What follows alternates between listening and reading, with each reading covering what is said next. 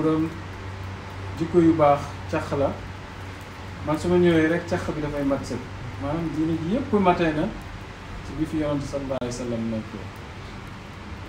dégg nga de moo tax ñuy tere bidaa maanaam sos loo xamante ne jógewul ci alquran ak sunna ndax bu boobaa dafay insinuer que la mission du prophète sallallahu alayhi wa sallam était incomplète comprendre donc principe général bi mooy diine ji mate woon na ci yonent bi sallallahu alayhi wa sallam looloo tax ñenn ñi di wax ne yàlla nee na wa maa ataakum rasula fa xuzuhu wa maa nahaakum anhu fantahu wattaqullaha inna allaha shadidul iqaabi lu leen yonent jox rek jël leen lu mu leen tere bàyyi leen te nga ragal yàlla ndax mbugalu yàlla du tar la donc il n'y a rien dont nous ayons besoin et qui n'a pas été stipulé dans le corpus coranique ou dans la parole prophétique. Tout a été dit. Comprendre? Yonent sallallahu alayhi wa sallam sacralisé wax ni wa iyyakum wa muhdathatil umur. kullu muhdathatin bid'a wa kullu bid'atin dalala wa kullu dalalatin fi nnaar. moytu leen mbir yiñ sos lépp luñ sos rek bidaa la bépp bidaa réeraange la te réeraange bu nekk dafay jël boroomam yóbbu ko safara. D'accord? Donc la religion elle était complète à l'époque du prophète sallallahu alayhi wa sallam bi yonent bi di ñëw rek boo fekk diine ji mat na sëkk ba muy dem bàyyi leew ñu dara luñ war a amul dara luñ war a soxla rek te yonent sallallahu alayhi wa sallam bàyyi ko moo tax mu ne maa ngi leen di bàyyee loo xamante ne maa in tamassaktum bihi lan tadillu ba'di maa ngi leen di bàyyee loo xamante ne su ngeen ci jàppee su ma ginnaaw du ngeen réer ba mukk ñu ne ko lan la mu ne alquran ak sunna yi suma saxaaba yi nga xamante ne ñu jub lañ. d'accord kon lan moo fi indi yeneen cycle ci spiritualité musulmane lan moo indi yeneen cycle yi ci spiritualité musulmane d'abord yonent sallallahu alayhi wa sallam du mooy ki njëkk yónni d'accord nag du mooy ki njëkk yónni su fekkoon ne moom rek doyoon na ci véhiculer propre message am su fekkoon ne moom rek doyoon na ci véhiculer propre message am parce que message bi benn la ñun ne suñu maam Ibrahim moo ñu tuddee yonent moo ñu tuddee ay jullit wa samaakumul muslimina min qabl moo ñu tuddee woon ay jullit ñu ne yeneen yonent yëpp ay jullit lañ kon bu fekkoon ne yonent sallallahu alayhi wa sallam doyoon na pour véhiculer le message dont il est porteur bu boobaa dañ koy yónni benn yonent rek la ñuy yónni d'accord mais étendre nañ cycle prophétique bi ba nga xamante ne yonent sallallahu alayhi wa sallam mañ njëkk sàkk moom lañ mujjee yónni. D'accord? Donc il y a une compréhension qu'on doit aller chercher de lan mooy mission prophétique. D'accord? Lan mooy mission prophétique. Lan mooy mission prophétique ba cycle boobu war a clos ci yonent yàlla Muhammad sallallahu alayhi wa sallam. kon ñu ne la mission prophétique waxuma yonent sallallahu alayhi wa sallam mais la mission prophétique elle est temporelle. Elle est liée au temps. te lii xaatimul awliya laa leen bëgg expliquer ba pare mais balaa ma leen ko expliquer dama leen di expliquer ban raisonnement la ki njëkk wax waxu xaatimul awliya yi am ba mën a wax xaatimul awliya yi te mooy Hakim at-Tirmizi li may wax nii moom loolu lay wax dafay wax ni que la mission prophétique elle est temporelle elle est limitée dans le temps et dans l'espace d'accord et elle se prolonge à travers la wilaya mu ne la wilaya elle est éternelle. La prophétie elle est temporelle loolu noonu mu wax noonu daa tax ñi déggul li muy wax yépp mere ko ñenn ñi génnee ko ci l'islam comprendre ñi génnee ko ci l'islam ñu reyee ko ci collecteur de hadith yi te ñi dàq maa ñi gën a rigoureux ci hadith la bokkoon. Certains ont même voulu en faire un hérétique génne ko fi mu dëkkoon nangam ñu isolé ko ci àdduna bi. C'est le mooy ki njëkk a toog di wax lan mooy xaatimul awliya yi moo njëkk def parallélisme entre le sceau des prophètes et le sceau de la sainteté te moo njëkk def tamit différenciation bi. Pour lui, le canal de communication divin se relaie en fait à travers beaucoup de personnalités. Certaines personnalités sont des personnalités prophétiques, d'autres sont des personnalités de la sainteté. Comprendre? Kon mission bi Yàlla wax ne Yonent sallallahu alayhi wa sallam matal na ko, c'était la mission de 23 ans où il fallait ravifier le dogme du tawhid, où il fallait édicter des règles de droit, où il fallait opérer ce retour à l'orthodoxie par rapport à l'obscurantisme de la période de la péninsule arabique. Yonent sallallahu alayhi wa sallam biñ xam Muhammad biñ xam loolu la matal, mais xam nañ ne Yonent Yàlla Muhammad sallallahu alayhi wa sallam la prophétie en tant que telle, elle dépasse la personne prophétique, n'est-ce pas? La prophétie dépasse la personne prophétique. Yonent Yàlla Muhammad ibn Abdullahi du dara lu dul dimension wu personne prophétique bi, d'accord? Si la ñuy comprendre moom juddoogul 600 ans avant muy juddu, Alquran di wax ne Isa ngi wax njabootam gi ne leen wa mubashiran bi rasulin yaati min baadiya ismuhu Ahmadu. waaye tamit mu ne maa ngi leen di jàngal lu bëree bëri. yuallimuhumul kitaaba wal hikmata wa in kaanu min qabli la fi dalalin mubin wa axarina minhum lamma wa mubashiran bi rasulin yaati min baadiya ismuhu Ahmad. maa ngi leen di bëggal tamit ci yonent boo xamante ne dana ñëw sama ginnaaw te bu ñëwee Ahmad lay tudd. loo mën a weddi tu ne peux pas nier qu'il y a une existence essentielle du prophète. C'est-à-dire essence bu ñu ko waxee mooy une existence non physique du prophète sallallahu alayhi wa sallam. Parce que dafa am loo xamante ne dafa lié mooy tur ak kañuy tuddee al ismu wal musamma duñ taxalikoo mukk. C'est-à-dire que un nom ne peut pas exister sans une réalité. Une réalité également ne peut pas exister sans nom. Je parle pas de réalité mais de identifiant ak ki muy identifier. mënuñoo nekk loo xamante ne dañuy séparé wu. dégg nga wax ji de mënuloo taxale lisim ak musamma bi ka muy tudd. kon bañ waxee ne Ahmad dana ñëw rek la fekk ne kon Ahmad amoon na jamono boobu. dégg nga de bàyyi ne taaxara baada rusli wa huwa muqaddamun. dégg nga de yéexee na par rapport ak yeneen yonent yi waaye wa huwa muqaddamun moom mooy kiñ jiitalul. mu ne contraire bu tegu ci kaw contraire lii moo réeral xelu doomu aadama yi. Donc la personne prophétique dépasse la personnalité mohammadienne. On va alors dire que Muhammad ñaari réalité la am. Il y a un Muhammad qui est cosmique et un Muhammad qui est historique. Le Muhammad historique mooy bi génn Màkk, mooy bi juddoo Màkk gaañoo Madina dee bàyyi 124 000 saxaaba. moom ba mu juddoo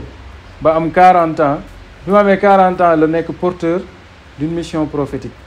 ba mu amee 63 ans rek dem na Muhammad boobu jeex na. comprendre te mission prophétique bi mi ngi commencé depuis alamul arwaax yi.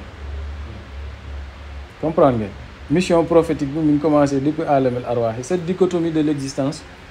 elle est relayée par le Coran, le hadith et tous les textes de droit, tous les textes canoniques qu'on puisse connaître. dégg nga wax ji loolu noonu alquran saxal na ko.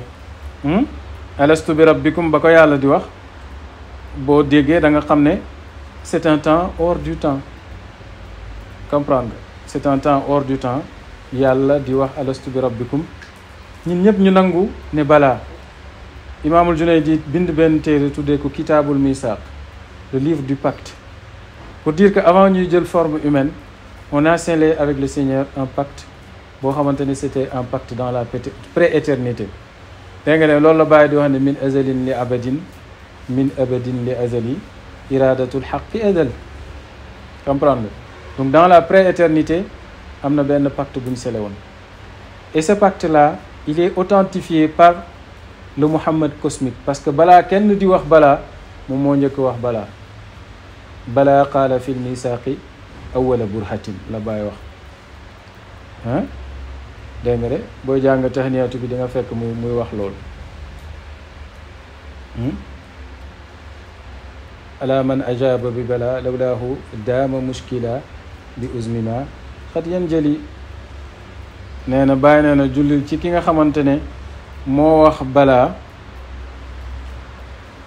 budul woon ak moom yonent bi sallallahu alayhi wa sallam mi wax balaa kon danañ des di nekk ci problème ndax màggaay bi yàlla waxee màggaay bi yàlla posé question boobu noonu bu yonent tontuwut woon mu ne kenn dootu mën a tontu comprendre donc la dimension prophétique elle dépasse la personne de Muhammad ibn Abdullah su boobaa si ngay xam ne que la dimension prophétique elle va se prolonger jamono bu nekk dafa am cëram ci yonent yàlla Muhammad sallallahu alayhi wa sallam jamono bu nekk dafa am cëram ci yonent yàlla Muhammad sallallahu alayhi wa sallam boo bëggee jàng nuuniya boo bëggee comprendre naka la loolu di demee avant yonent sallallahu alayhi wa sallam di ñëw et en lui une certaine dimension mohammadienne loolu noonu boo jàngee nuuniya di nga ko fa fekk Maam Maodo Malick Sy dafay wax ne sax bépp miracle boo xamante ne ab yonent mës na ko accomplir rek mu ngi ko accomplir moom ci barke yonent bi sallallahu alayhi wa sallam lay wax mais tu comprendras que c'est la personne prophétique qui se dédouble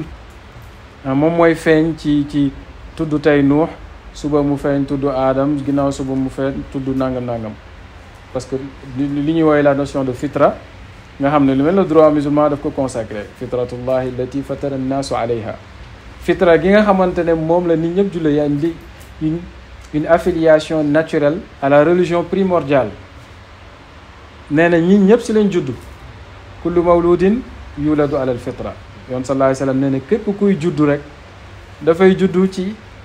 affiliation naturelle boobu noonu au dogme de l'unicité donc avant yonent sallallahu alayhi wa sallam di ñëw yenn yonent yi ñëw yëpp dañoo feeñee yonent yàlla Muhammad sallallahu alayhi wa sallam ba mu demee tamit ba cycle boobu clos lu tax cycle boobu clos maanaam l'aspect juridique l'aspect dogmatique c'est scellé du changer l'aspect juridique et l'aspect dogmatique du changer et cette religion elle correspond à au dernier échelon de l'évolution de l'humanité ba yonent sallallahu alayhi wa sallam ñëwee ba léegi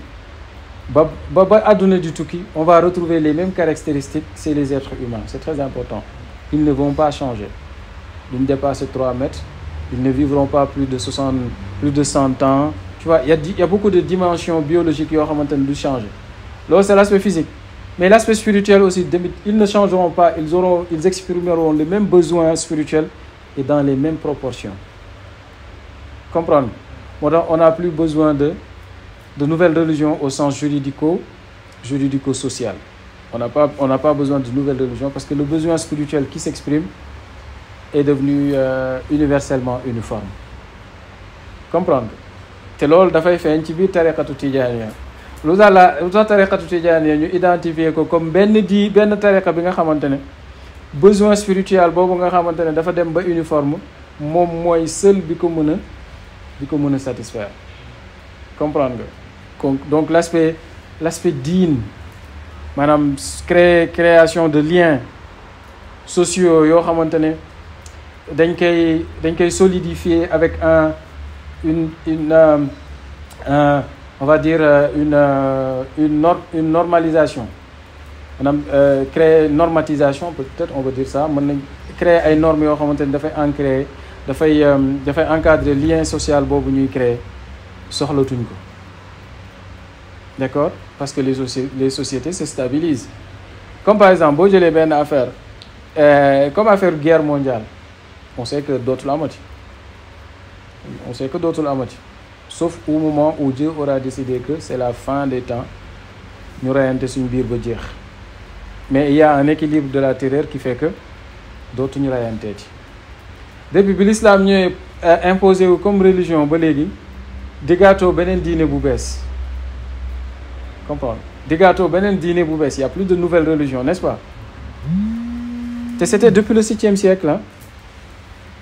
C'était depuis le 7e siècle. Mais boobu léegi diggaatoo diine bu bees. On va parler de petites sectes, de ramifications, de dérivations, mais de nouvelles religions amul. Donc ce qui veut dire que li ma doon wax ossature sociale bi ancré na ba pare dootul changer. Mais le besoin spirituel va s'exprimer de manière différente à travers les générations. En sociologie, on va parler de tendances psychologiques des générations, génération X, génération Y, génération Z, tu vois. Et donc, génération bu nekk dafay war a jot sa part de la mission prophétique. Comprendre. Maanaam le message coranique ne change pas. Le corpus du hadith ne change pas. Mais on a besoin d'un effort d'interprétation pour mën a adapter ce message-là aux besoins que nous avons. C'est-à-dire, on ne change pas le message, on ne l'interprète pas, on fait juste une adaptation. Comprendre nga bu baax kon loolu du bida. Bida mooy nga dem créer ji lu extraordinaire loo xamante ne boo ko wéet ak alquran ak sunna dara. te loolu noonu juridiquement la porte est ouverte. Juridiquement la porte est ouverte. boo jëlee les sources du droit musulman c'est quoi? mooy alquran, sunna, qiyaas, ijma, ijtihad ci la bokk. Ijtihad te ijtihad mooy indi qiyaas sax c'est la même chose en fait. Ijtihad mooy l'effort d'interprétation personnelle d'un texte juridiquement obscur. Voilà, comprendre nga. Wala l'effort de rapprochement d'un texte d'une situation nouvelle à un texte juridique antérieur. Loolu moom mooy qiyaas. Sur le plan juridique loolu nangu nañ ko. Amoon na benn jamono nag ñu doon wax borom xam-xam yi l'islam yi jurisconsulte yi doon def débat ndax buntu ijtihad tijjeeku na wala tëj na.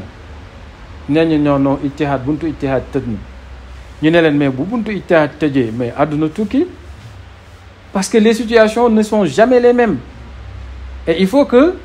ñi nga xamante ne ñooy les gardiens de la religion qu'ils puissent donner un discours juridique qui s'adapte au temps. ma jox si benn exemple bu extraordinaire mooy Cheikh Ibrahim Niass bi ñuy wax affaire monogamie. Monogamie, est-ce que c'est islamique ou pas? bu muy wax que c'est islamique soo xamoon ni mu yëngalee àdduna bi muy wax ne non monogamie c'est islamique, il y a rien d'anti-islamique dans la monogamie. Alors que ñu bëri dañoo gëmoon ne yem ci benn jabar loolu du yëfi l'islam. Dans le Coran quand tu lis bien le texte ci ñuy jàng droit tu verras que le principe c'est la monogamie. L'exception c'est la polygamie.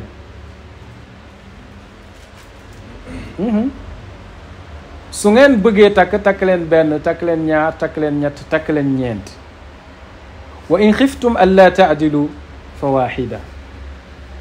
su fekkee ne mënu leen remplir critère u takk ñaar ñett ñeent yem leen ci benn jabar. donc benn jabar ngay commencer ñu xool ndax mën nga remplir critère u takk am benn jabar déjà soo ko remplir ñu xool mën nga remplir critère u takk ñaar nga takk ñett. mais le principe benn jabar la man istata'a minkumul baa'ata falyatazawwaj. ku am ci yéen dépense na takk jabar waxul na takki ay jabar na takk jabar. benn jabar bi mooy farata li ci des yépp c'est laissé à ton appréciation. Baye bi mu ne Baye sax dafa bàyyi raisonnement boobu mais Baye dafa ne en fait la loi des parties pour l'expliquer juridiquement, la loi des parties est une loi. maanaam ñaari nit suñ demee signer benn contrat ils sont liés par les clauses du contrat. Si le contrat respecte les conditions de validité, amul dol amul machin nangam et il ne porte pas sur une cause illicite, bu boobaa le contrat lie les deux parties. Personne amul kenn ci ñoom ñaar ku mën a ñëw rek ne non de toute façon c'était un contrat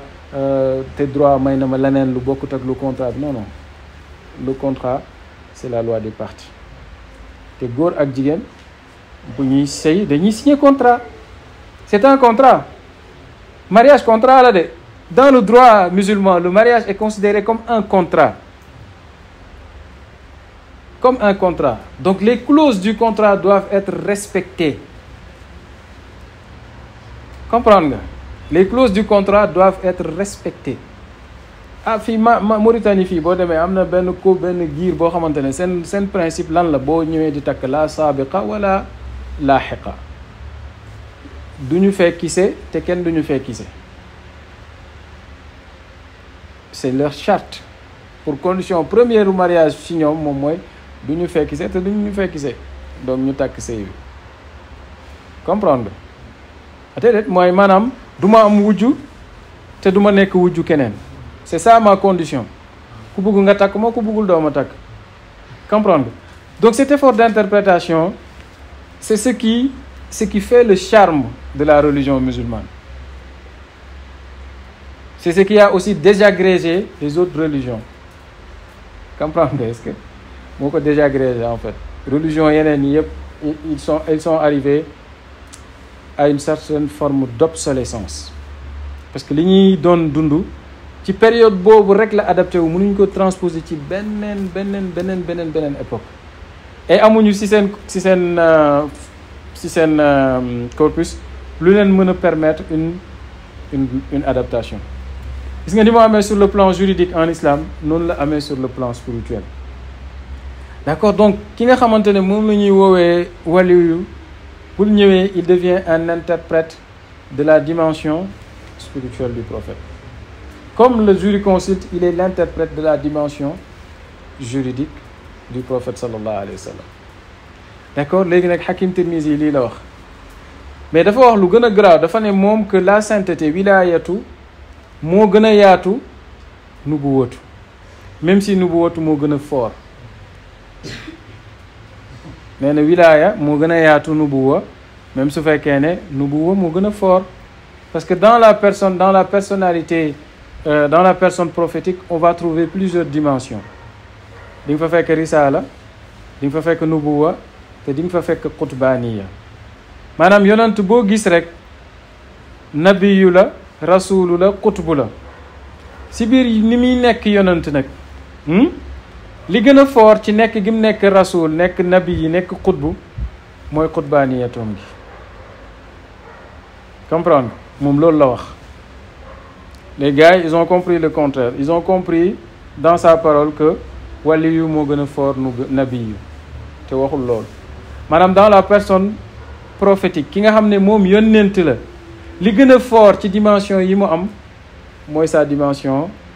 sainte sa wilaya comprendre nga kon la wilaya est une continuité de la prophétie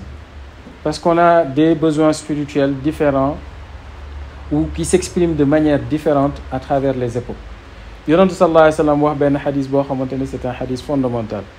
inna allaha yab'asu ala ra'si kulli mi'atin man yujaddidu linnaasi amra diinihim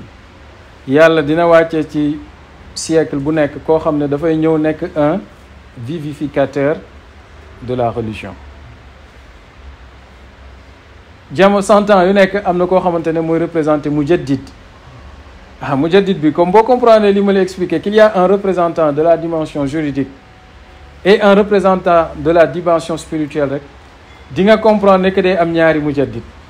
mais li gën a graaw mooy ki nga xamante ne mooy ki borom jamono ki ñuy woowee borom jamono il est les deux à la fois comprendre yenn saa ñu ne non xalifa yàlla mën na bañ a jàng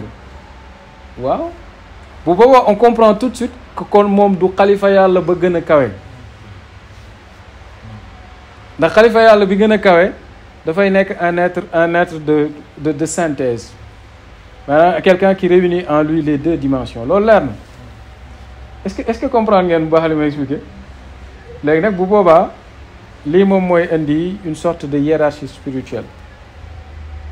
Baye considérer que ci àdduna bi dafa am un nombre constant de wali yu yàlla yoo xamante ne duñ fi jóge mukk tànk yàlla bëgg fi jëlee àdduna. soo comprendre li ma la expliqué soo comprendre si ngeen comprendre bu baax li may expliqué yëpp wilaayatu dootul nekk ci seen problème xilaafatu dootul den seen problème katmiyatu dootul nekk ci problème pour yéen. bàyyi mu ne jamono bu nekk il y a un gouvernement spirituel qui est constitué li mosoon nañ ci waxtaan. gouvernement spirituel mi dafa constant maanaam un nombre précis boo xam ne dañuy composé benn gouvernement spirituel boo xamante ne dañoo constant duñ ci jóge su manqué kenn ñu jël kenn remplacer ko. bàyyi expliqué ko ci benn lettre mu ne am na xutbu bi am labdaal yi am nuqabaaw yi am nujabaaw yi ak ñi mu woowee woon man daal nee na daal 124 000 saxaaba yi ak 124 000 saxaaba yi fi yonent bàyyi un nombre bu toll noonu ci ay wali yu ñu ngi ci kaw suuf jamono bu nekk 313 saxaaba yi nga xamante ne ñoo xeexoon Badar wala 314 yi am na nombre bu toll noonu ci wali yu yàlla boo xam ne du fi jógee 40 saxaaba yi nga xamante ne ñoo njëkk tuub ba ba Seydina Omar ñëw mottali leen ba alquran di waxee ne yaa ayyuhan nabiyyu xasbuka allahu wa man ittabaaka min al muminin nombre bu toll noonu ñu ngi ci kaw suuf si nga defee ko décompte bi sax di ngeen mën a xam exactement ñaata wali yu yàlla ñooy wali yi constant ci kaw suuf donc il y a 124 313 40 fukki saxaaba yi nga xamante ne dañ leen a bégal ci aljana ñoom tamit am nañ ay wali yàlla yu leen représenté vous voyez une sorte de représentation de la dimension spirituelle. Ensuite ñeenti saxaaba yi nga xamante ne ñooy ñi gën ci saxaaba yi ñoom tamit am na ku leen représenté après mu am xutbu bi nombre constant de wali yàlla yi nekk ci kaw suuf la. hiérarchie spirituelle bii nag ki féete kaw ki leen féete kaw kooku la ñuy woowee xaatim comprendre nga de maanaam moom mooy le saint patron des saints comme ni yonent sallallahu alayhi wa sallam nekkee le saint patron des prophètes comprendre léegi li tax moo am solo mooy ils vont dañuy constituer ay références yoo xamante ne kenn mënu leen contourner loo am grade ci yàlla da nga fekk ne da nga tu as ce référencement envers da ngay dellu si ñoom même boo nangul seen sëriñ la sax da ngay dellu si ñoom dégg nga de est-ce que xam ngeen kan moo wax mashaayixi sayiduna al jilaani wa saadiliyu maahu tijaani a'immati fi lfiqhi malikun il ali wa shafii wal xanafi wal xambali xam nga ko wax li Cheikh Ahmad Bamba moo wax li Cheikh Ahmad Bamba nee na mashaayixi su ma sëriñ yi ñi nga xam ne ñoom laa reconnaître comme mes maîtres spirituels ci yoonu tasawuf sayiduna al jilaani mooy Abdul Qadir al Jilaani ñu ne ko ak kan mu ne wa saadili yu ak abul xasan saadili maahu ànd ak moom nag ak tijaani cheikh tijaani radiallahu anhu comprendre parce que tasawuf dafa am silsila dafa am une sorte de chaîne de transmission bu bokkul doon ci chaîne de transmission bi rek légitimité wu li muy wax dafay manqué moo tax Sëriñ Tuubaa ku fort la ku comprendre mbir yi la mu ne d'un point de vue su ma waxee waxu tasawuf moom su may wax waxi tasawuf ñii ñooy ñi nga xamante ne ñoom laa am en ligne de mire Abdul Qadir al Jilaani Abul Hasan al Saadili ak Cheikh Tidiane radiallahu anhu bu ci boolewul Ibn Arabi tamit dafay baaxaat mu ne nag a'immati fi lfiqhi malikun il ali ñi nga xamante ne nag ñooy suma guide yi sama imam yi ci wàllu droit musulman mooy imam Malik topp kan mu ne imam Shafii topp kan mu ne imam Abu Hanifata topp kan mu ne wal Hanbali ak Ahmad ibnu Hanbal dégg nga de kon comprendre nga léegi cheminement boobu moo indi ñu dem bay wax xatmul nubuwati xatmul wilayati al amma xatmul wilayati al xaasa xatmul xilaafati xatmul aalam yëpp bokkul ki matal yónnent gi ki matal wilaya am wilaya boo xamante ne dafa général la sainteté de façon générale ak ki matal wilaya bu spécifique bi bokkul ak ki matal xilaafatu bokkul ak ki matal adduna bi sax ki nga xam ne mooy jeexal adduna bi sax bokkul maanaam le dernier être humain à naître sur terre pour tamit xatmu la moom la Ibn Arabi di woowee xatmul wilaadati dégg nga de ñu ne nag ki ñuy woowee xaatimul awliyaa yi xaatimul awliyaa yi ki nga xam ne moom lañ ko tuddee ña ko jiitu wala yàlla yi ko jiitu seen mat gi dafay ànd ak manqué comprendre nga wala yàlla yi jiitu xaatimul awliyaa yi seen mat gi dafay ànd ak manqué waaye moom matam gi mat la ci kaw mat dégg nga te dañ ko jox jawaamiul kalimi maanaam son discours est éloquent en toutes circonstances lu mu wax rek xikma bu rëy la donte benn baat la te mën na tënk yu bëree bëri ci benn wax dégg nga fa kamaalu man qablahu kamaalun an naqsin wa kamaaluhu kamaalun an kamaalin fa utiya jawaami al kalimi dégg nga de léegi kon xaatimul awliya nag biñ leen demee bi ko Hakim Tirmizi yi théorisé ci ni ma wax léegi ki ko leeral bañ xam dëgg-dëgg kan lan la mooy Ibn Arabi xaatimul awliya Hakim Tirmizi wax naa leen 13e siècle 3e siècle après yonent bi maanaam 3e siècle après yonent bi rek li ci gën a graaw mooy en même temps que ñuy constituer yeneen forme de science yi moom ci jamono boobu la doon wax ci affaire xaatimul awliya yi on a accepté que le hadith soit conceptualisé comme une science à part entière. On a accepté que le fiqh soit conceptualisé comme une science à part entière. On a accepté que le tawhid soit conceptualisé comme une science à part entière. On a refusé aux soufis qui ont utilisé les mêmes méthodes que le soufisme soit constitué comme science. Lii la Ibn Khaldoun di wax ci muqaddimat. C'est inacceptable. C'est inacceptable. maanaam mënuloo déclarer hétérodoxe tasawuf bi nga xamante ne méthode yi ñu utiliser pour istinbaat fiqh wala hadith wala ulumul quran même méthode yooyu lañ utiliser mënoo ko daax ci l'islam wala ma toon sosee ko fiqh sosee ko yeneen science yëpp noonu lañ sosee tasawuf dégg nga te Hakim Tirmizi jamono boobu la doon wax ci xaatimul awliyaa yi bi mu ci waxee ba pare nag dafa génnee moom 160 questions mais 160 questions yi ku ko mënul tontu yow mënoo nekk xaatimul awliyaa yi Ibn Arabi ñëw rajaxe questions yi tontu lépp ba pare wax ci xaatimul awliyaa yi loo xam ne kenn mësu koo wax moo tax bi mu waxee ne mooy xaatimul awliyaa yi xel yi jaxasoo la dégg nga ne ana xaatimul awliyaa yi duna ana xatmul wilaayati duna shakkin wa miryatin duna shakkin li wirsil haashimi ma al masiixi kama anni abu bakrin atiqu ujahidu kulla di jismin wa ruuxi waaw waxay wax yu garaaw Ibn Arabi mais soo xoolee da ngay si biir waxam yi da ngay gis ne maqaama bi ñoragul yàlla mel noonu waaye Ibn Arabi pour ngeen xam dëgg lan mooy dëgg-dëgg mooy Ibn Arabi li mu wax ci tasawuf ak ci spiritualité ak ci dévoilement kenn dootu ko waxati ci kaw suuf du Cheikhu Tidiane du keneen Ibn Arabi li mu wax kenn du ko waxati yàllaa ko wàcce woon pour mu ñëw jàngale tasawuf lim mu xam ci tasawuf kenn xamu ko ci tasawuf waaye xam nga xam tekkut moom maqaama yi comprendre nga waaye li mu wax moom théorisation bu mu def ci tasawuf kenn dootu ko wax defati man damay wax dama théoriser ne que Cheikh Tidiane yi continuateur u pensée wu Ibn Arabi la waaw continuateur u pensée wu Ibn Arabi la dégg nga moom Ibn Arabi mu ne moom mooy xaatimul wilaayati duna shakkin lu amul benn sikki sàkk nag parce que dafa gént tëdd di nelaw mu gént ñaari birig maanaam mu gént benn mur boo xamante ne ñaari birig a ci manqué mu gis ñu dugal ci benn birigu or moom mu jël benn birigu xaalis dugal mu ne kon kay lii la ki dugal birigu or bi mooy nubuwatu tëj nañ ko birigu xaalis bi mooy wilaayatu tëj naa ko mu ne bu ma nekkee xaatimul wilaayati nag man maa ngi doon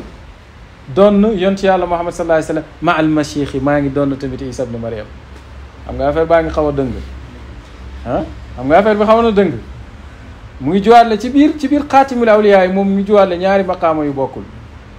xaatimul wilaayati al amma ak xaatimul wilaayati al xaasa du benn mën naa am dafa jublu ne moom moo doon ñaari maqaama yëpp waaye ñaari maqaama yi ki leen moom du benn. Isa ibnu Maryama dafa matal wilaya amma dégg leen bu baax lii nag Isa ibnu Maryama dafa matal wilaya amma maanaam wilaya gi déparé ci aadama ba Isa ibnu Maryama moom wilaya googu moom moo ko matal moom mooy xaatimul wilayati al amma wilaya gu général gi Isa ibnu Maryama moo ko matal te boo xool la li dox diggante Isa ibnu Maryama ak yontu yàlla Muhammad sallallahu alayhi wa sallam lu tol noonu moo dox diggante Abdul Qadir al Jilani ak Cheikh Tidiane radiallahu anhu comprendre nga même at yi 632 ans moo dox seen diggante ñoom ñaar dégg nga mu ne kama anni Aboubacarin atiq mu ne man maay Aboubacar atiq en même temps ci biir wax ji Ibn Arabi wajahidu kullu di jismin wa ruuxi képp koo xamante ne am nga yaram te am nga ruux man maay jihaad ak yow ah bu ngeen di kii ne yaa ngi fàttaliku li ngeen di dox kon wax na ànd ak ne moom li mu wax ci maqaama bi kenn waxu ko ci maqaama bi xaw na réer ci moom te boo demee ci gaañi bu ñuy jàngat waxi Ibn Arabi dañuy fekk ne bañ demee ci anqaawu maghrib fekk nañ fa benn texte boo xamante ne moom mu ngi wax ne daje naag xaatimul awliyaa yi fees na dajeeg moom atu sanaq mooy at bi Cheikhu Tidiane yi juddu ci la dajeeg mu ne moom ci at bi nga xamante ne ci la Cheikhu Tidiane yi war a juddu moom ci téeréem boobu anqaawu maghrib te Ibn Arabi mu ngi génn àdduna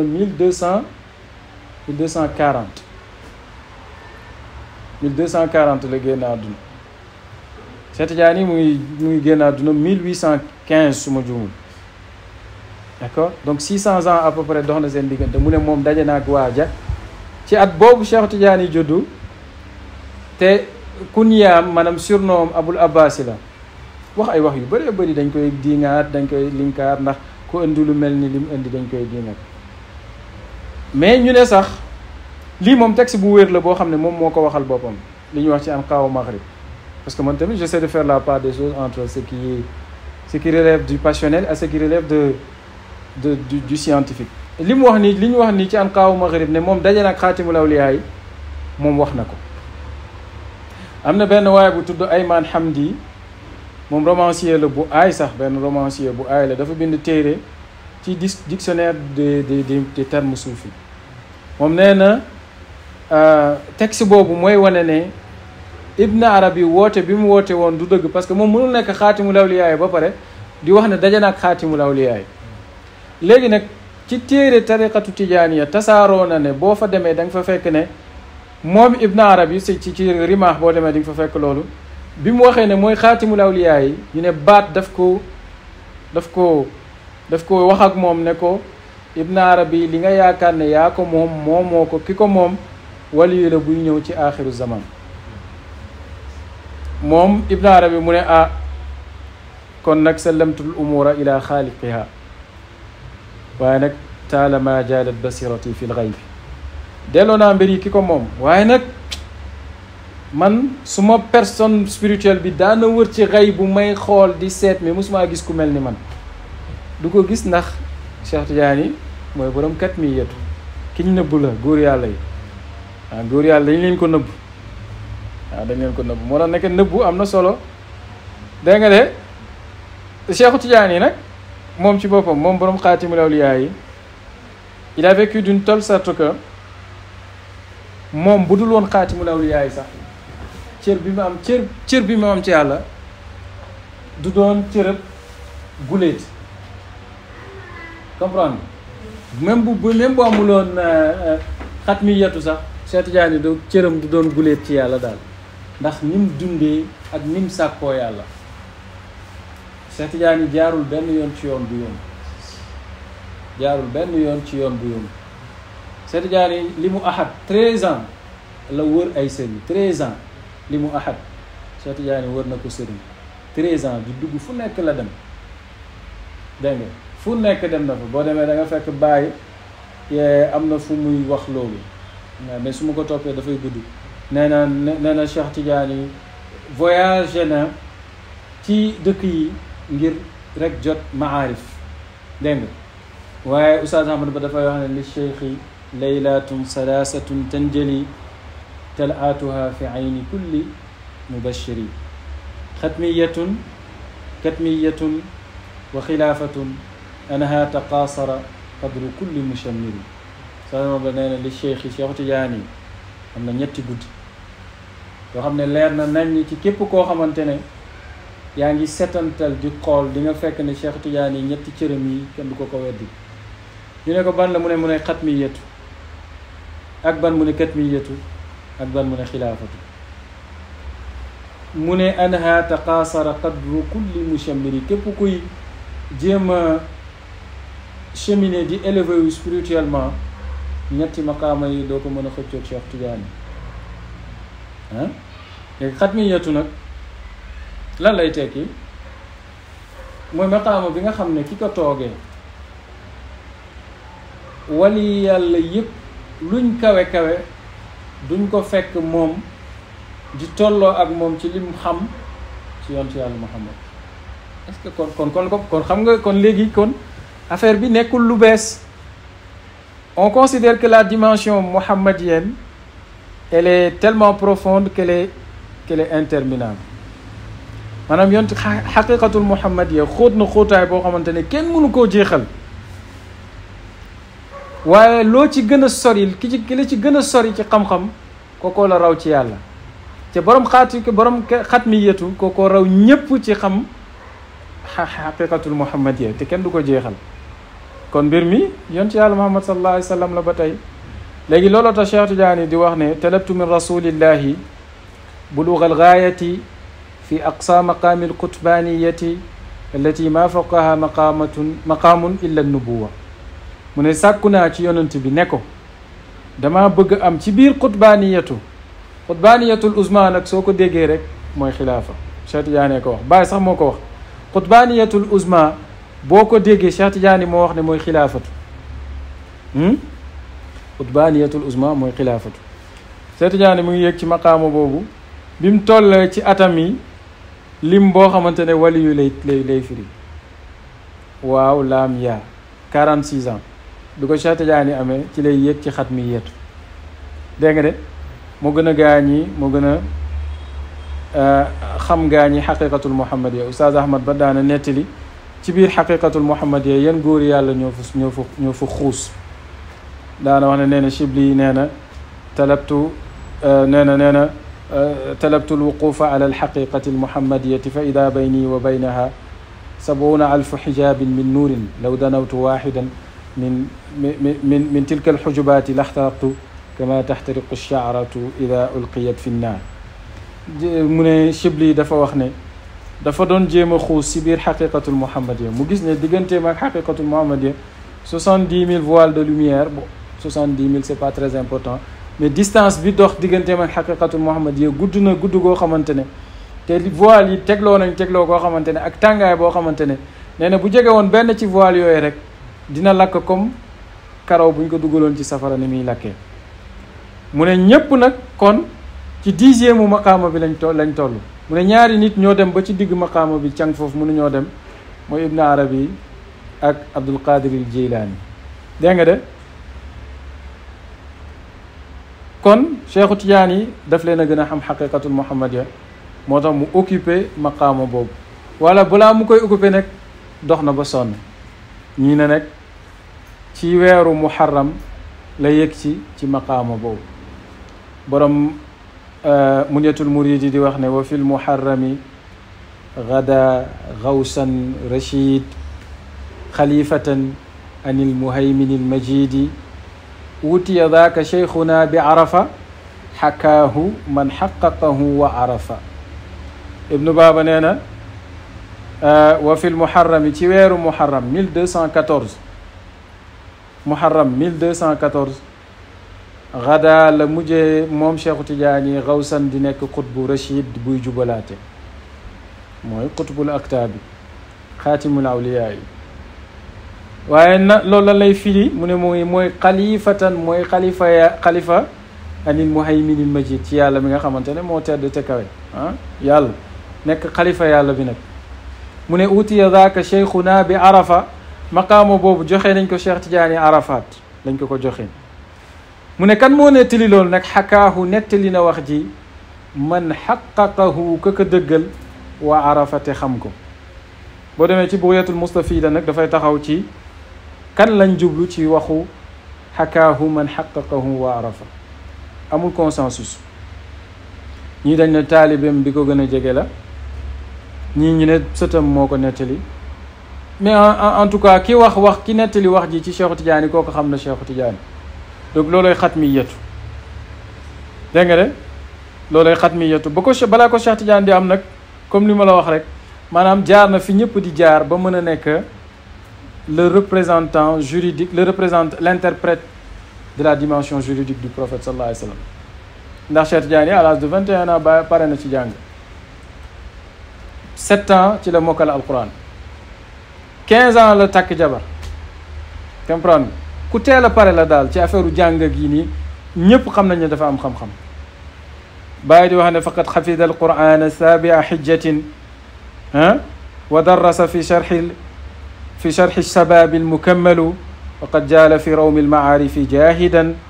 wali ifadati aqta wa laaqa aqtaabun mashayixun kumalu mooy li ma doon wax sànq bàyyi dafa ne faqad xafida alqurana sabia xijjatin mu ne Cheikh Tidiane radiallahu anhu ba mu amee juróom-ñaari at ci la mokkal alquran wa darasa fi sharxi sababi almukammalu nee na bi mu nekkee ci ndaw la jàng xam-xam yi nga xamante ne ku ko jàng rek nekk ku mat ba mu paree ci loolu dafa fase jabaram Cheikh Tidiane bi ndeyam ak baayam génne àdduna jëm koo teel a takkal jabar parce que ndeyam ak baayam yi ay shérif lañ ñu bëgg mu nekk koo xamante ne dafay am une moralité irréprochable ñu teel koo takkal jabar waaye bi mu demee ba gis ne jabar ji daf ko sonal bëgg koo tere jaamu yàlla daf koo fase te jabar du am maanaam ku am deret bu baax la takkoon mu fase ko jël ñaari jaam goreel leen takk leen moom mabruk ak mubaraka dégg nga de mu ne nag waqad jaala fi rawmi lmaarifi jahidan mu ne Cheikh Tidiane dafa tukki wax naa leen Cheikh Tidiane boo koy jàngat il faut nga bàyyi xel tukkee mi 13 ans mu koy tukki 13 ans mu koy tukki dajeeg ay wali yàlla ju koy jox ay mbir buñ ko waxee dara mu ne bu waxee dara ñu ne ko yow li ngay am ci yàlla mu gën a kawe foofu li ngay laaj waxee xutbaaniyatul uzma sax ñu ne ko yow am nga lu gën a kawe loolu dégg nga de mu ne walaqaahu aqtaabun mashayixun kumalu moom Cheikh Tidiane daje naag ay nit yoo xamante ne yu màgg yu kawe leen daje nañu ak moom xam nga maam Maodo Malick si tudd na sëriñ si yëpp waaye ba dem bay wax ne wa baadama qaddamahu lkurdiyu ra an nabiyu lmustafa shafiyu ba ko Mouhamadul Kurdiyu joxe taqdim ne ko yow muqaddam nga ci sama tariqa tey xalwatiya mu ne fa la gisee yonent bi sallallahu alayhi wa sallam nag ba mu gisee yonent sallallahu alayhi wa sallam yonentoo ko wax ne ko da kulla shuyuxika wa dar ana murabbika wa cheikhuka al abar mu ne Cheikh Tidiane nag dafa amoon curiosité ci wàllu spiritualité ba nga xamante ne wirde bu mu dégg ne baax na rek daf ko daan def dafa amoon yitte daal Cheikh Tidiane dafa amoon yitte xam li mu bëgg te mu jaral ko nag dégg nga wa mahma raa wirdan talaqana musria wa in lam yajid ribhan fa dalika yuhmalu dégg nga de wa qad taraka al awrada turran bi asriha bi izni rasulillahi wa huwa al mukammalu dégg nga de mu ne wa mahma raa wirdan bu Cheikh Tidiane masaana gis ab wirda talaqana musri'an dafay gaaw di jëfe wirde boobu noonu wa in lam yajid ribhan bu gisul bénéfice ci wirde boobu rek fa dalika yuhmalu dafay sànni wirde boobu wa qad taraka al awrada turran bi asriha mujj naa bàyyi wirde yépp nag bi izni rasulillahi ci ndigalu yonante sallallahu alayhi wa sallam wa huwa al mukammalu te yonante sallallahu alayhi wa sallam nag moo ko mattalil am na loo xam ne maa ngi ko doon waxtaane ak Alioune Keroog Cheikh Tidiane dafa am ay jagle yoo xam ne moom rek moo ko am premier bi mooy lu doy waar la nag mooy nit bi nga xamante ne mën nañ koo jox maqaama saxaaba te gisawut ak yonante bi sallallahu alayhi wa sallam maanaam dundut ak moom bokkuñ jamono waaye mën nañ koo jox maqaama saxaaba soxbatu lu tax ma mën nañ koo jox sohbatu ku ko am mooy ki gëm yonent bi ki ko gis gëm ko nangul ko te dee ci loolu kooku mooy saxaaba te Cheikh Tidiane am na loolu. beneen bi mooy wirdu wi mu yor yonent sallallahu alayhi wa sallam moo ko jox direct sans intermédiaire pour nag ndax yonent dinañ ko gis gannaaw bu mu génnee àdduna wala déet débat bu rëy la waaye borom xam-xam yi ëpp xam-xam ci borom xam-xam yi nangu nañ ni mën naa nekk. boo waxee imam Suyuti rek doy na pour nga wax ne mën naa nekk. léegi gis gi yonent sallallahu alayhi wa sallam ñaari façon gis moo ci am gis ko ci forme bu spirituelle wala nga gis ko physiquement ñaari bokkul de te Cheikh Tidiane physiquement la ko gis yaqazatan la manaman nii di maanaam nelawul gëmmantuwul mu gis yonent sallallahu alayhi wa sallam yonent jox ko wird bi kon am na soxbatu yonentoo ko jox wirdam waaye sët la boo xamante ne yonentoo ko dëggalal sëtam nee na man gis naa suma maam yi rek daa wax ne ñun ay sëtu yonent bi lañ nangam waaye mu ne mosuma see taxaw waaye yonent sallallahu alayhi wa sallam moo ko feeñu ne ko anta waladi haqqan yow suma doom nga dëggantaan jaay dégg nga ñetti maqaama yi bëriwul kum daje ku dul ci Cheikhu Tidiane radiyallahu anhu ba mu yeggee ci xatmiyatu nag dafa wax ak benn taalibam Hamdul Ghali ne ko dafa fekk gars yi rek ñuy waxtaan ci benn wali yàlla di yéemu ci ñoom mu ne leen suma ñaari tànk yi teg naa ko ci dox bépp wali yàlla affaire bi garaaw daal affaire bi garaaw parce que ay nit ñi muy waxal bon ñu ko respecté lañ waaye tamit ay borom xel lañ ko bu ñu waxee loolu nag dugg ci néeg bi taalibeem bi bàyyi ko fa Muhammadul Ghali yi ñëw dugg nag ne ko sëriñ bi man de dama lay laaj ay question yu bëri bi ma lay njëkk a laaj mooy est-ce que sa lépp ñëw na nii la ko wax de est-ce que sa lépp ñëw na da nga màndi si yàlla wala yaa ngi ak sa xel Cheikh Tidiane ne ko maa ngi ak suma xel te maa ngi sant yàlla mu ne ko ko waaw mu ne ko nda li ma si jaaxal mooy Abdul Qadir Jilani daf ko waxoon li nga wax nii mu ne ko waaw te li mu wax dëgg la de li mu wax dëgg la mais nag maa ngi moom bokkuñu lu ñu wax pour expliquer leen sànq li ma doon wax mu ne Abdul Qadir Jilani moom li mu wax da nga koy yemale ci temps am rek zamaanam amoon débat bu neex bu amoon temps yi ci zamaan lan mooy nangam waaye bon Abdul Qadir Jilani mu ne ko Abdul Qadir Jilani da nga koy li mu wax da nga koy yemale ci zamaanam daal mu ne ko waaw mu ne ko man nag li ma wax moom xam nga kañ la azal ba ëbët maanaam benn sëriñ nekku fi budul man kenn du mës a nekk sëriñ sajadatu suyuhati wahidatun jalastu fiha min al azal ila al abad benn sëriñ moo fi nekk muy man waa ji ne ko waaw d'accord mais nag saa yaa ngi bëgg xatal lu yaatu de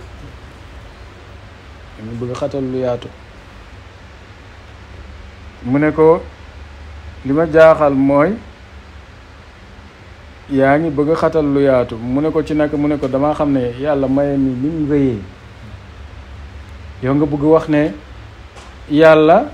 may na la lii te dootu ko mayeti keneen man affaire bi jaaxal na ma xanaa yàlla mënul sàkk ku la ëpp ma xaama mu ne ko kay loolu kay mën naa nekk mais problème bi mooy yàlla li mu mën yëpp du ko def dafa mën a tontu de mu ne ko li yàlla mën yëpp du def loolu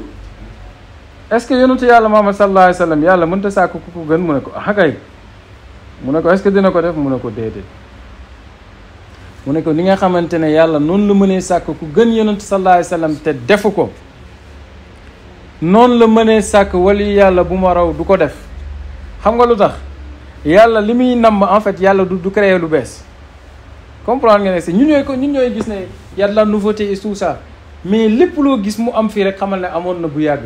loolu la ko Cheikh Tidiane di expliqué waxu ko ay waxu yu hypothétique de maanaam lépp lu am tey rek tey la feeñ waaye amoon na bu yàgg ci ësël mu ngi nekk ci iradatullahi ak ilmuhu ci xam-xamam te ci iradatullahi ak ilmoom sàkk ku gën Cheikhu Tidiane wala ku raw xaatimul awliya yi amul même bu dul Cheikhu Tidiane maanaam ku raw c'est important li muy wax de maanaam ku raw xaatimul awliya yi loolu yàlla sàkkul ku ko lu mu def ko comme ki nga xamante ne que xaatimul ambiya yi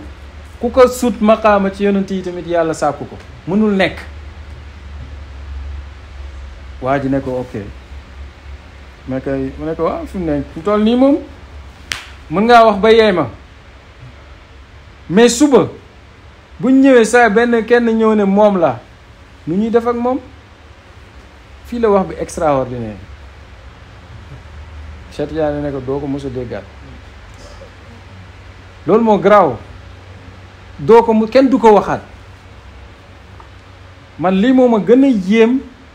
bi ma dalee di réfléchir ci maqaama Cheikh Tidiane ba léegi man lii moo ma gën a yéem man kenn du ko waxaat te kenn waxaatu ko man loolu moo ma jaaxal man sama gëstu bi yëpp man en fait man loolu moo ma gën a yéem kenn du ko waxaat parce que loolu rek moo gënoon a neex a vérifier ci li Cheikh Tidiane wax ak Seydi Mamadou Ghali yëpp li ci gën a neex a vérifier mooy li mu ko mujjee wax kenn du ko waxaat looloo ci gën a neex a vérifier te kenn mosul ñëwaat waxaat ko comprendre nga wax ji moo tax wax bi extraordinaire li moo tax wax ji dafa doy waar maanaam kenn du ko waxaat léegi te dafa am beneen affaire maanaam yeneen borom xam-xam yi ñi nga xamante ne dañ doon woote maqaama bi dañoo waroon woote maqaama bi maanaam ci benn siècle lañ ko waroon woote suñ ko wootewul ci siècle boobu rek ku ko ci woote rek kenn du ko nangu est-ce que dégg nga wax ji bu baax maanaam 12e siècle boobu fa lañ doon xaar ki war a nekk xaatimul awliyaa yi bu weesoo 12e siècle boobu rek kuy wax lu mu xamul la comprendre Seydil Muxtaar Kunti yi wax na loolu ci benn téere mu ne jamono yi bi ci gën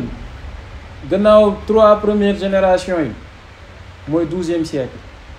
nee na 12e siècle dafa nduróog siècle yonent bi sallallahu alayhi wa sallam ci ay mbir yu bëree bëri mu ne bokk na ci mbir yooyu ne xaatimul awliyaa yi fa lay feeñee comme ni xaatimul anbiyaa yi feeñee woon ci jamono yonent sallallahu alayhi wa sallam te nee na xaatimul anbiyaa yi critère am dëgg-dëgg mooy dafay woo teg ko ci alquran ak sunna bu période boobu jeexee rek kenn dootul wooteeti gars yi seet ci 12e siècle boobu kan moo woote maqaama boobu te arrièreul Cheikh Tidiane kese la ci sama livre bi maa ngi cité nit yi ko woote woo ci même période bi parce que yenn saa nga dégg borom xam-xam yi ne amul ñu ko woote am na ñu ko woote mais dañoo arrière dañ lay teg ci nattuwaay rek ñu gis ne mataloo ko nga arrière dégg nga de boobu mooy xaatimul awliyaa yi Cheikh Tidiane yi ñu ne nag li gën a garaaw ci maqaama Cheikh Tidiane mooy gis nga Ibn Arabi waxul dara ci katmiyatu xamu ko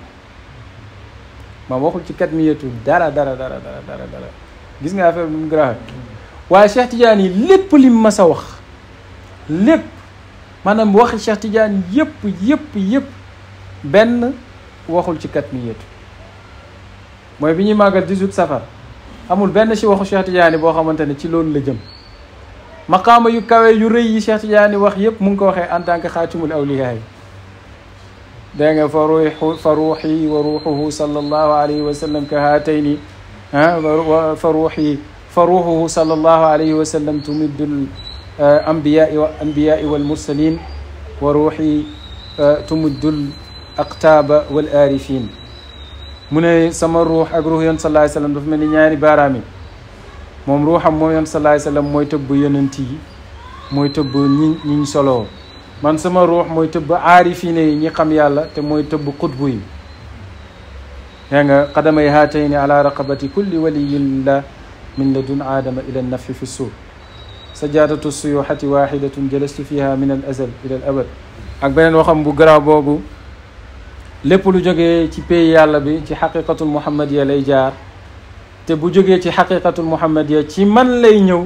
wa min ni yatafarraw ila jamii awalimi te ci man lay tasaaroo dem ci mbindaafoon yëpp wax yooyu noonu yëpp laalul katmiya xatmiya la comprendre te gis nga waxu Cheikh Tidiane boobu bi mu wax ne dama gaañ yi damay li ñuy naan man dama koy jëlee ci xaqiqatul Muhammad ya jox leen ko wax ju garaaw la ça lui donne une double dimension ça lui donne une double dimension de qutbu et une dimension de dammitu yonent la amriya hada cheikhu aynu wilayatin tafajjara min bahri nubuwati safiya xam nga kii nan la tudd conseil présidentiel yi xam nga duñu ay ministre mais ils ont quoi ils ont un rang de salaire beeg traitement beeg yëpp Cheikh Tidiane nag noonu la mel waaye nag du yonent nag waliyu yàlla la te nga de bàyyi ne summa nuudi min xadrati alqudsi ya ahmadu faxruj qad faaza minka al animu fuq wa barzix waxtim wa sud waktatim wa ammim fa minka yahda al umumu bàyyi ne na wa huwa almahbubu alladi hada shaara fuaadi wal ishqu daaun adimun wal ishqu daaun adimun fa ana dalika alxabibu mata ma zubtu fihi wa daka amri almarumu fa tabadda alqutbu alfaridu araahu la ayna ayni wa daka xaqun samimu xasida bi xasida bu doy waar la bàyyi nee na summa nuudi dañoo woowee Cheikhu Tidiane min xadarati alqudsi jële ko ca péeyu xadaratu alqudsi am na ñu ne péeyu nubuwatu la ci biir péeyu nubuwatu la am na ñu ne gën naa kawe loolu dégg nga de waaye sànq xam nga wax naa la Cheikh Tidiane fukki at ak ñett la tukkee mi dëppoog ahadiyatu ahad dégg nga kon nag su ma nuudi min hadratil qudsi yow yaay xuus xam ba xam ñu ne lan lañ ko wax foofu yaa ahmadu yow ahmad ahadiyatu gu ànd ak miim la dégg nga de faxruj génnal neel tëll boo nee tëll rek xat faada min kel animu mindaafoon yi daal di texewee ci yow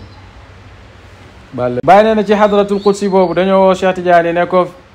faxruj génnal xat faada min kel animu soo génnee rek mindaafoon yi danañ texe ci yow waaye nag fukk yii ni maqaamu yi ñu jox Cheikh Tidiane la bàyyi tënk fukk rawal wa barzix nekkal genre diggale barzax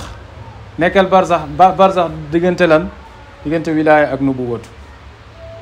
comprendre nga foofu diggante boobu koo fa mën a dugal Cheikh Tidiane bu dul yonante rek Cheikh Tidiane ko jox li moom bal sax li gën a garaaw li nga xam ne kenn du ko tudd wa samma wara al aqli ma law dakartuhu yuriqu dimaa'i man axaalu muwaliya waaye bi muy tagg Cheikh Tidiane maani abil abbasi afnal maaniya dégg nga mu ne am na lu nekk ci ginnaaw xel yi nag mu ngi fa ñëpp xam nañ ko ñi xam nañ ko waaye nag su ma ko waxoon gars yi dinañu kaay nag te duñu rey ñu dagg sa baat bi ndax yaa ngi bëgg a nekk yéeféer mu ne wa barzix waxtim nekkal xaatimul wilayati wa muddate del tëbbe yow Cheikh Tidiane yaay tëbbe mumiddun wa gayrun mustamiddun fa man yaqis amidan lahu bi maamurin alayhi xita bàyyi nee na mumiddun dafay tëbbe wa gayrun keneen ku dul moom nag mustamiddun dafay ñëw di tëbbu ci Cheikh Tidiane moom day joxe keneen ku dul moom day ñëw ci moom laaj pour ñu jox ko kuy dig ku ñëw nag bàyyi fi donneur d'ordre bi ñëw ci exécutant bi bàyyi nee na sa bët yi muuru rek wala buggoo sa soxla faju wa sud nekkal sayyidu nekkal sang gis nga affaire yi am na affaire yoo xam ne yaa daanaka këlee ko moomoon mu jox ko kii daal waktatim te nekkal jëlal maqaama katmiyatu yaa ko moom te nga de mooy wa baada shahrin wa layaalin irtaqa ila maqaamihi al azizi al muntaqa maqaamihi al maktuumi an il wara siwa nabiyi ma waraahu wara moom lañu war a feete 18 safar mudda mu ne kon tëbbal wa am mim te na nga matal nag fa min ka ci yow Cheikh Tidiane yaxda lay jotee seen cër al umumu ñëpp mboole seen waaw koo yaakaar rek Cheikh Tidiane la yaakaar wa huwa al mahbubu alladi xaada ashaara fuaadi wal isqu daaun adimun bàyyi ne na mooy soppe bi nga xamante ne sama fukkeeli xaaji xol maanaam fukk yëpp moom moo ko moom te nee na feebar nag mu ne mbëggeel nag bàyyi na mbëggeel nag feebar bu garaaw la dégg nga dalaa bëgg wax ne moom li mu am ci Cheikh Tidiane yëpp ci bëgg gëm ko bëgg la ko amee maani abil abbasi afna al maaniya wa afna maani shawqihi dal muaniya mu ne réalité spirituelle u Cheikh Tidiane yi jële na fi sama réalité ba fa sama réalité spirituelle maani mi mooy voilà mooy ses composantes spirituelles ruuxoom nangam ba mu jeex jël na man sama nangam ba mu jeex waaye ba loolu amee nag mbëggeel gi moo ñëw faar loolu yëpp comprendre nga wax ji de baa ne fa ana dalika alxabibu man maa mujj nekk soppe boobu maa mujj nekk Cheikhu Tidiane mata ma zubtu fihi bu ma demee ba bëgg ko ba seey si moom damay mujjee nekk moom moo tax bàyyi bi mu déclaré faydu bi xam nga lan la wax est-ce que koo xam ne boo gisoon Cheikhu Tidiane yi di nga ko laaj sa soxla ñëwal laaj ma waxul ma ne borom faydu bi de bàyyi nii la déclaré faydu bi 1929 gàmmu googu bi mu neexee bi mu si këree ba affaire yi tàng dafa ne maay Cheikhu Tidiane yi képp koo xamante ne boo gisoon Cheikh Tidiane da nga ko laaj dara ñëwal laaj ma ko dégg nga wax ji de mu ne fa ana dalika alxabibu mata ma zubtu fihi wa daaka amri te maa ngi génn ci suma dund gi ne almarumu loolu mooy càkkutéef yi ku xam dëgg-dëgg doo sàkku lu dul jeex ci Cheikh Tidiane radiallahu anhu waaw càppaacoliwu kon mooy xutbu bu mag a mag ba dafa feeñ bàyyi mu ne ba Cheikh Tidiane bi mu nee tëll mën naa am bu la neexee nga delloowaat xadratul qudsi yi mu ne bañ xam nga dañ ko wax ne ko génnal yow nga am lii nga mel nii bàyyi nee na ba ma ko buggee dama mel ni damaa mujjee nekk moom mu ne kon ba loolu li bàyyi di wax kon balaa yii yëpp di am la maanaam ci jamono boobu temps boobu la bàyyi di soppandiku ci biir Cheikhu Tidiane ba Cheikh Tidiane waree tëll baree ne tëll xam nga dañ ko wax ne ko génnal mu ne fa tabaddal qutbul faridu Cheikh Tidiane daal dina tëll feeñ araahuma gis ko ay nii mu sol sama jëmm dégg nga de bañ ko waxee mu génn muy nekk ci yoon bi di génn di yéexantalu ba génn jot mu génn bàyyi ne ma mujjee nekk mu nekk man te nee na wazaakate loolee xaqun samimun dëgg gu wér péng la ne maay Cheikhu Tidiane mu ne loolu dëgg gu wér péng la xam nga bàyyi am na fa wax ne yaa man yuridu Tidiane ay musaafahatan fii beyti barhamatul fihi mukafahatan dafa doon wax ne bàyyi dafa am ay affaire yu mu doon ci Cheikhu Tidiane physiquement en fait yat tuuti karaw tuuti per ci kurusam vrai jawahirul maani bi xam nga version jawahirul maani ni dafa am yoo xam ne ay apocryphe la moom am na version authentique bu jawahirul maani léegi nag bi mu yëndee yattu ci néegam mu ne nag yaa man yuridu Tidiane yow mi bëgg tey Cheikhu Tidiane ay musaafahatan pour nga nuyu ko jox ko loxo mu fay la fi bayti barhamatul fihi mukafahatan boo demee ci néegu barhama dañ ko accolade képp ku ko bëgg sax na ma laaj muwaajahatan na ma laaj sans intermédiation moo won ko ne ko man maay Cheikhu Tidiane dégg nga wax ji de ñu ngi woon ci xat minetu sax mu ne bàyyi nee na bi ma amee lii ci Cheikhu Tidiane yi nag xustu laa amee tamyizan benn distinction faa ilal madhi may nekk koo xamante ne damay def ay tagg rek amri ci suma dund bi yëpp wa mudaafun ilayhi shawqun qadimun ma rajouté ci poésie bi may def pour Cheikhu Tidiane yi ma rajouté ci mu ne maam dama ko ajusté ak mbëggeel boo xamante ne mbëggeel gu yàgg la gis nga mbëggeel gu muy wax nee na mbëggeel gu yàgg laa booleeg di way yi may way Cheikhu Tidiane fahkumu innani jadirun bi nesbin mais nag atte leen kon ne man mérité naa cër ci Cheikhu Tidiane dégg nga de wartifaa in ak yëkkatiku ma xafdatin la yarimu boo xamante ne su ma yëkkatikoo dootuma wàcceeti mukk ci Cheikhu Tidiane yaakaar naa mën nañu yemale foofu darsi bi ba beneen yoon incha allah asalaamaaleykum wa rahmatullahi taala wa barakatuh